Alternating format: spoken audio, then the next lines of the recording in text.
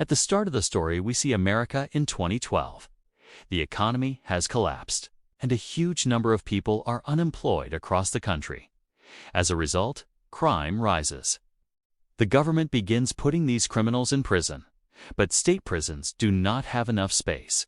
Private prisons are built all over the country. One of those private prisons is shown to us, Terminal Island Prison. This is where a terrifying race begins, called the death race. In this race, a competitor is eliminated only when they die. The race uses heavily modified, dangerous cars equipped with various weapons. The races are streamed live on the dark web so the prison owners can make large profits. To boost ratings, the prison owners make the races ever more brutal in different ways. In the final round of a race, only 3 racers remain. Each of them has a partner. At the start of one race, there is a driver named Frank. The driver behind him, Joe, begins shooting at Frank to trap him. Frank fires back, but finds his car's weapons have been deactivated. Joe keeps firing and kills Frank's partner, causing Frank's car to crash. In the end, Frank survives the race. Joe keeps shooting at Frank, so Frank tells his partner Case to use up their smoke supply. Case replies that the smoke is finished. Frank says, "Then pour oil on the road." Case says, "That won't work either." Joe continues to shoot at them relentlessly. Since Frank's weapons are not working, he orders the rear armor of his car to be released. Frank's car armor is extremely strong. After releasing it, he rams Joe's car hard and damages it. Now Case tells Frank, "There's no shield on our fuel tank. Don't let Joe get ahead, or he'll shoot our tank and we'll both die." Frank tells him there's still a chance to win. "This is our last shot. It's only half a kilometer left. You jump out of the car." Following Frank's instruction, Case jumps out of the car with a parachute. Frank drives at full speed toward the finish line. Just then, Joe shoots at his fuel tank and Frank's car explodes horribly. After that, we are introduced to the movie's main character, Jensen, who works in a huge steel factory.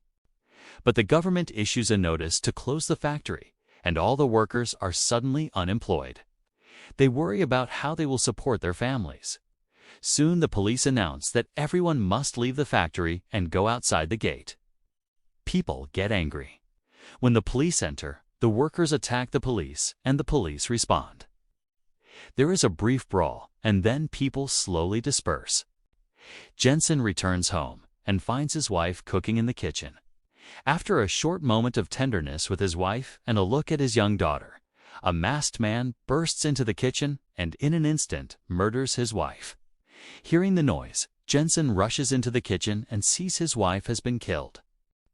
The intruder sprays something into Jensen's face, rendering him unconscious. He makes a gun gesture and leaves.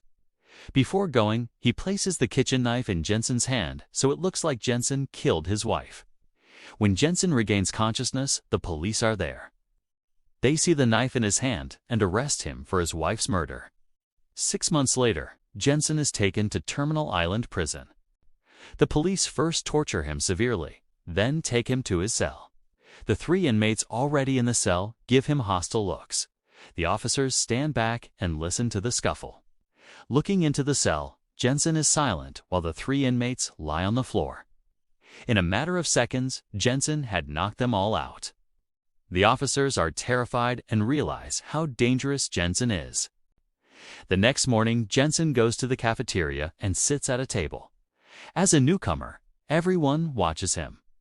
A senior inmate at a nearby table asks, "Who's the new guy?" Another says, "His name is Jensen Ames. He's a great racer. He broke records in 3 national races." But his career ended when his license was revoked. Meanwhile, someone comes over and insults him, spitting into his food.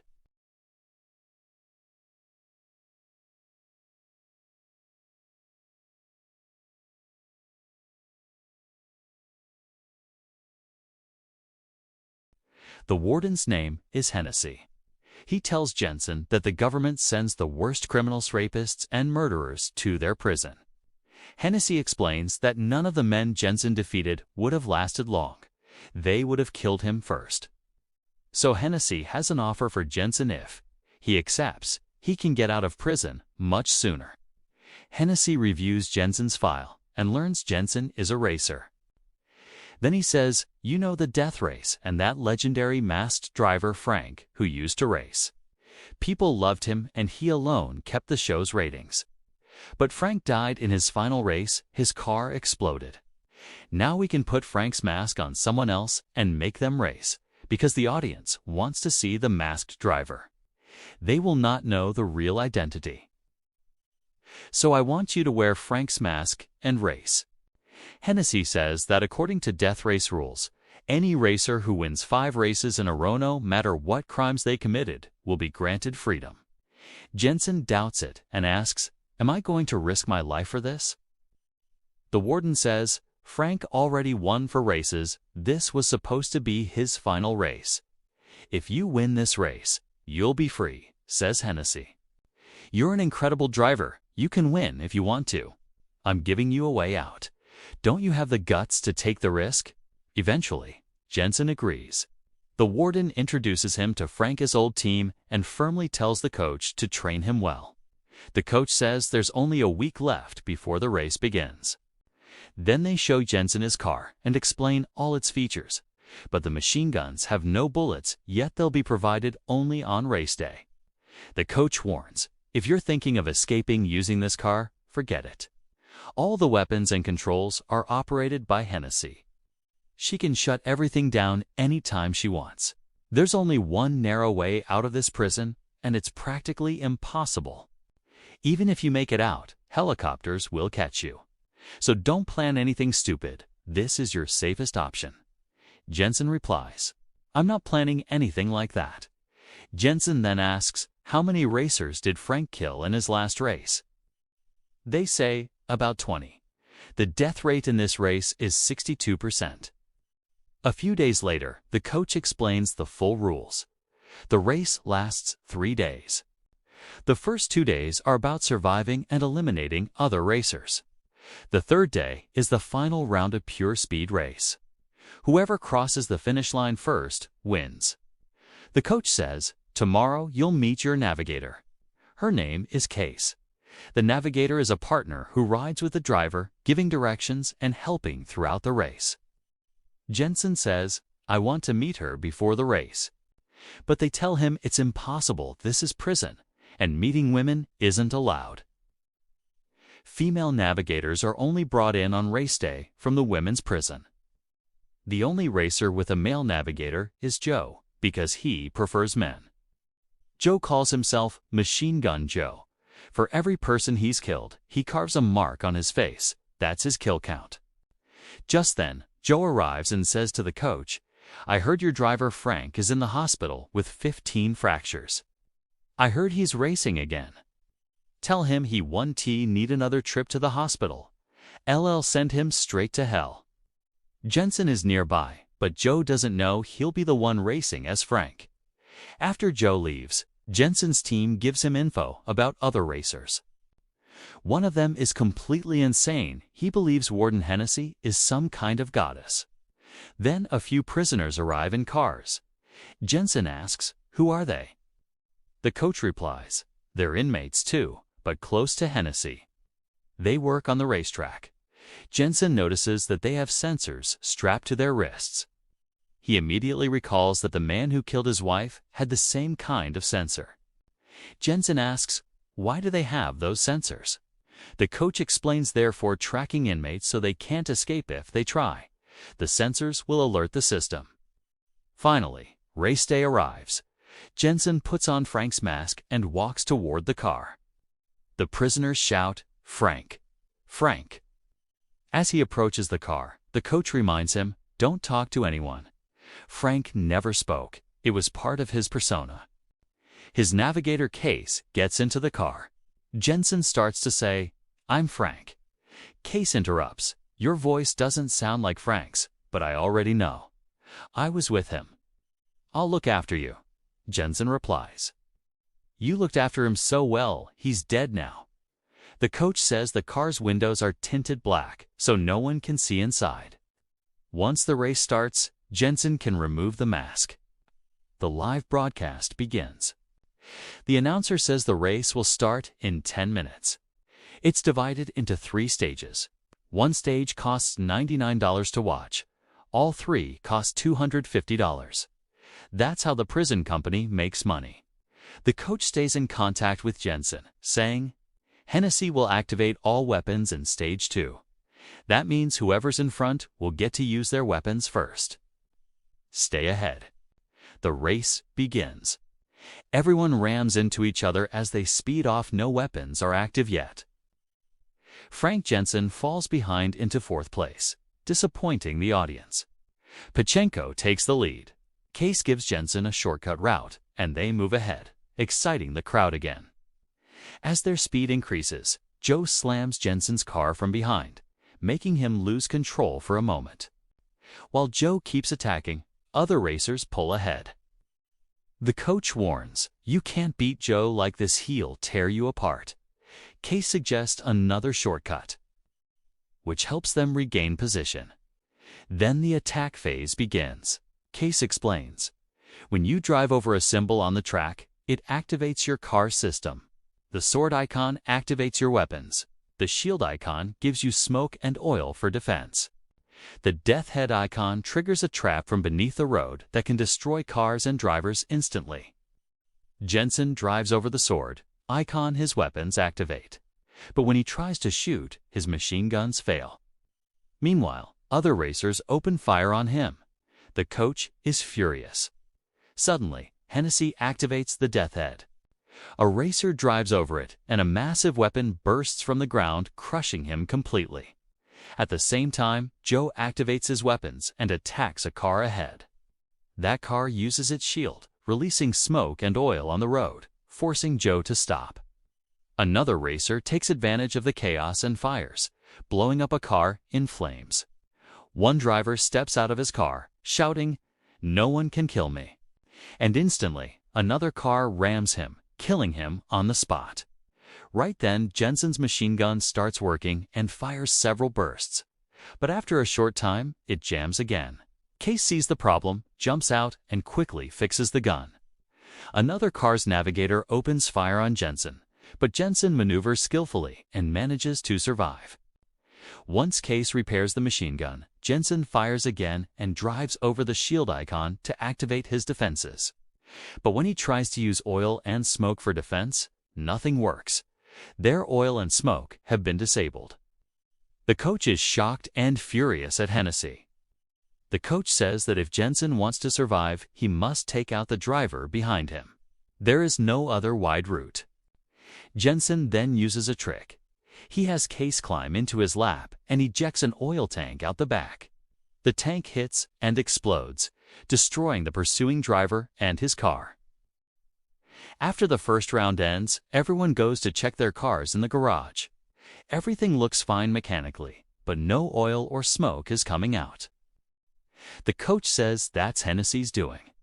Jensen goes to Hennessy and tells her he will not race again because the man who killed his wife is inside the prison and Hennessy is the one who ordered the killing.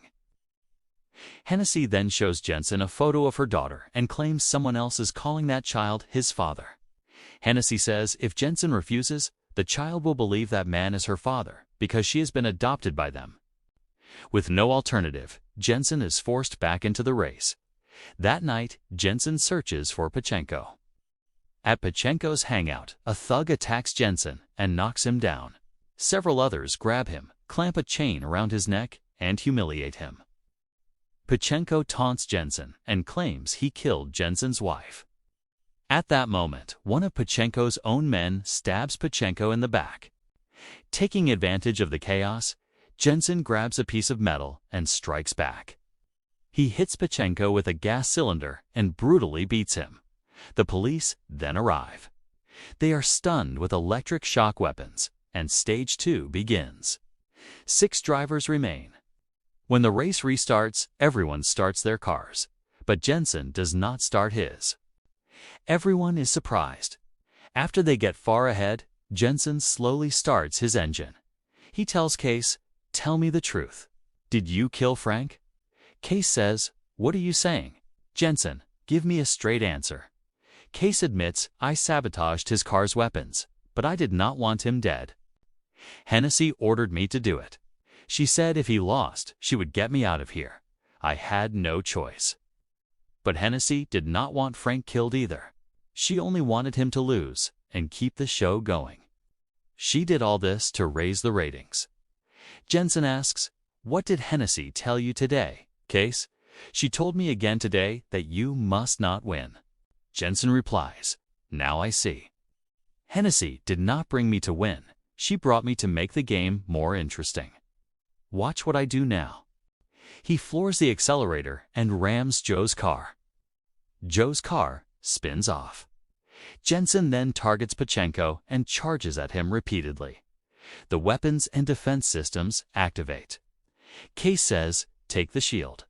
Instead, Jensen chooses the sword to switch to attack mode. The coach asks, "Why did you take the sword? You are ahead. Who will you shoot at?" Jensen puts the car in reverse and spins. Pachenko is right behind him. Jensen fires continuously, then turns the car around and activates the shield. He drops smoke so Pachenko cannot see, causing Pachenko's car to crash into a building and break apart. Jensen stops. The other drivers move in. Pachenko climbs out. Jensen drives up from behind and slams into him with the door.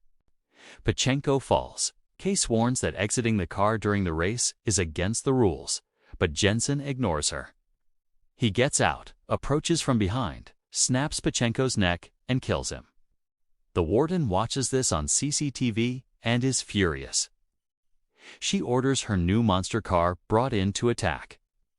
She had secretly built this huge, heavily armed beast. When it's unloaded from the truck, everyone realizes what Hennessy has been making. The monster car attacks, and one by one cars blow up and several drivers die. The monster returns to its truck, then comes back with more ammunition and opens fire again. Everyone is stunned.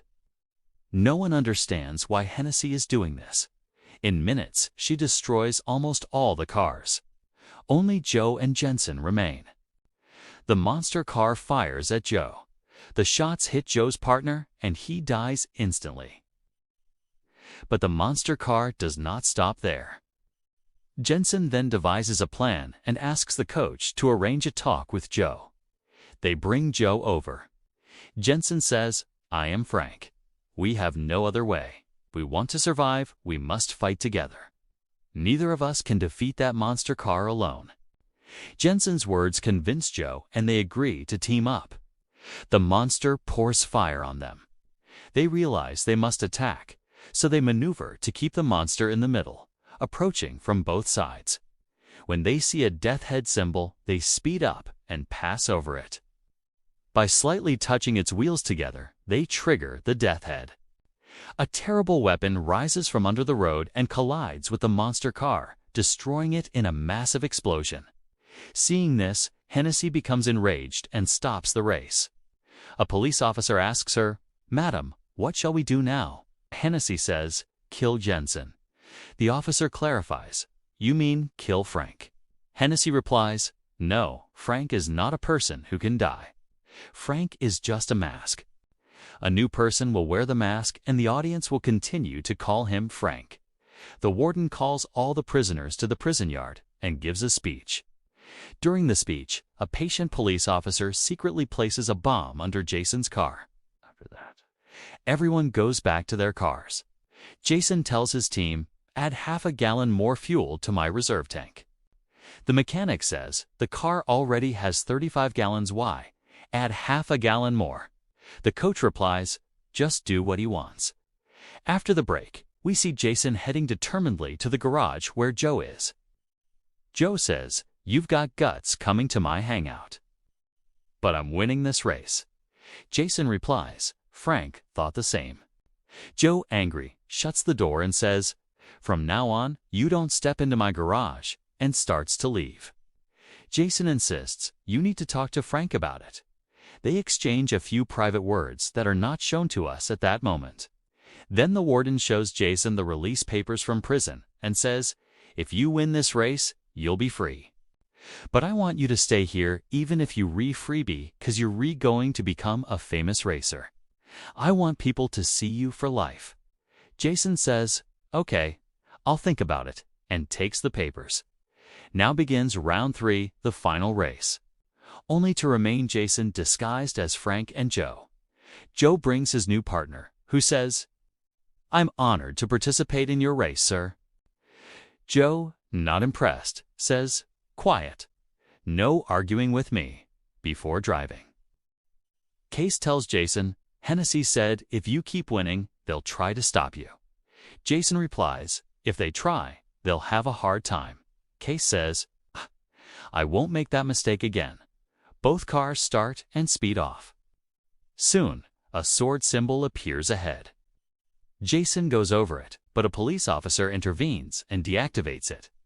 When Joe goes over it, it activates Jason's weapon doesn't trigger, but Joe's does. Joe starts shooting at Jason. Next, a shield symbol appears before Jason, but it deactivates just in time. For Joe, it stays active, activating his car's defense while Jason has none. With no weapons or defenses, Jason's car is shredded by the bullets instantly.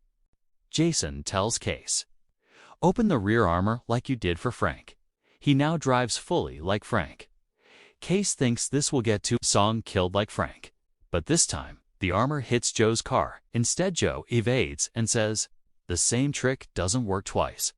Another shield symbol appears ahead for Jason, but he shoots and destroys it before passing over it, so his defense remains inactive. His team becomes anxious watching this. Meanwhile, the warden tells the police officer, keep the bomb remote ready, it might be needed. Joe signals Jason, go.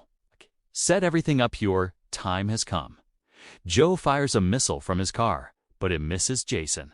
Instead, it hits the prison wall above Jason's car, causing a huge explosion and breaking one side of the wall. Jason and Joe escape quickly through the gap, fleeing the prison. Jason's team cheers. The police, shocked, inform the warden, ma'am, they're escaping. The warden orders immediate capture, but they're already far ahead. Prison guards chase them in cars. The police say 7 million viewers are watching Live What Do We Do. The warden orders all live broadcasts to be shut down. Joe says, good thing you came to see me. Jason replies, Hennessy now knows who I really am. The warden, frustrated that they haven't been caught, grabs the bomb remote, but even pressing the button doesn't detonate the bomb. Enraged, he orders a helicopter sent after them. The helicopter pursues them, but they go out of reach. Case asks Jason, what's your real name? Jason reveals it. Case warns, we've gone far, but we can't go further. They'll catch us. The police cars are indeed right behind them. Jason says, let's see what happens, and opens his 35-gallon fuel tank. It collides with the police cars, causing a massive explosion that burns all the police vehicles. Case asks, so that was your plan? The coach says that half-gallon of fuel will get you to your destination. Congratulations, Frank. They reach the final gate. Police fire countless bullets from the tower, but they evade them. Joe's navigator is injured in the crossfire. The helicopter comes close. Jason tells Joe, take another route, we'll confuse them. The warden lets Joe go and instructs the police, follow Jason, don't let him escape. Jason tells Case his next plan. Case says, Hennessy gave me my release papers. Now he has to let me go. Jason jumps from the moving car while Case drives. The helicopter fires a bomb in front of Case's car, and it stops. Moments later, the police surround Case from all sides. We then see Jason coming out wearing Frank's clothes. His face is masked, so the police don't recognize him. They think he's Frank and take him to prison. Jason watches from below as Case is being taken away by the police. Joe says that plan was perfect. Boss, now let's go. The two of them get into a nearby moving freight train and escape safely. Joe says, I'm heading to Miami now. Jason replies, I'll meet you there too, but first, I need to bring my daughter. Both of them remark, One regret remains: we couldn't do anything about Hennessy. Meanwhile, a police officer informs Hennessy Frank has been caught, and the show's TRP has soared again. Gifts and congratulations are coming in. "Look, here's a gift for you too." Hennessy laughs and says, "I always win." He opens the box and finds the bomb, the same one he had planted in Jason's car. But the coach had noticed it earlier and disarmed it. Now, the coach has sent that very bomb as a gift to Hennessy. When Hennessy presses the button, a huge explosion occurs. Both the warden and the police officer die. 6 months later, we see Joe and Jason working on cars in a large garage in Mexico. The sound of a car is heard, and Case Jason's navigator gets out of it. Now the three of them are together. Jason introduces Case to his daughter, and the movie ends here.